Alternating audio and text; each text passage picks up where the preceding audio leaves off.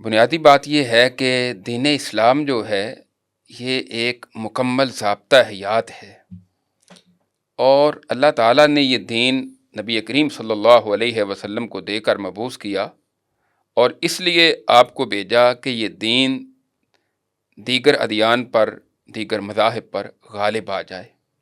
صحیح۔ دین کا پوری زندگی کے ساتھ جب تعلق ہے تو وہ صرف عبادات تک محدود نہیں کیا جا سکتا، بلکہ اجتماعی زندگی پر اور زندگی کے تمام پہلوؤں پر دین کو غالب کرنا اس دین کے ماننے والوں کی بھی ذمہ داری ہے۔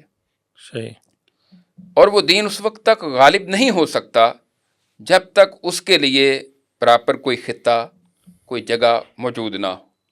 نبی کریم صلی اللہ علیہ وسلم مکہ میں 13 سال زندگی بسر کرتے ہیں، چھپ کر عبادت کرتے ہیں، لیکن اجتماعی طور پر دین کے غلبے کے لیے جو کوششیں ہونی چاہیے تھی وہ نہیں کر سکے۔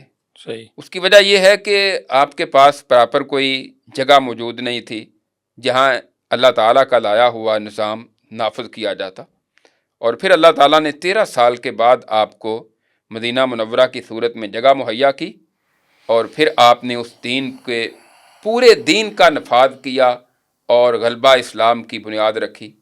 مکہ میں 13 سال گزرے ہیں تو چند لوگ مسلمان ہوئے، ایسے 100-150 کی تعداد آپ کہہ سکتے ہیں، زیادہ سے زیادہ۔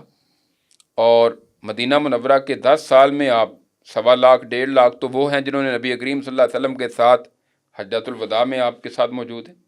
اس کے علاوہ کتنے ہی لوگ ہوں گے جو حج میں آپ کے ساتھ شریک نہیں ہو سکے۔ یقیناً سارے مسلمان تو نہیں آ گئے تھے، اپنے اپنے علاقوں میں بھی موجود تھے۔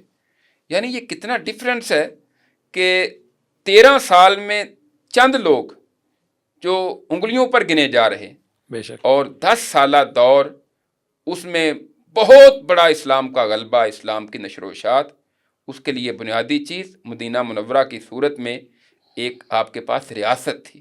یعنی آپ سمجھ رہے ہیں کہ پاکستان بنانے کا جو بنیادی مقصد تھا وہ ایسے خطے کا اصول تھا جہاں پر دین کا غلبہ ہو، جی جی، جہاں پر دین کو نافذ کیا جائے، اس پر عمل کیا جائے، اسلام کے مطابق اپنی زندگی پاکستان جو ہے وہ بنانے کا بسر کی جائے، مقصد اور اجتماعی جو اسلام کا نظام ہے وہ نافذ کیا جائے۔ اس کا مظاہرہ کیا جائے۔ جی جی۔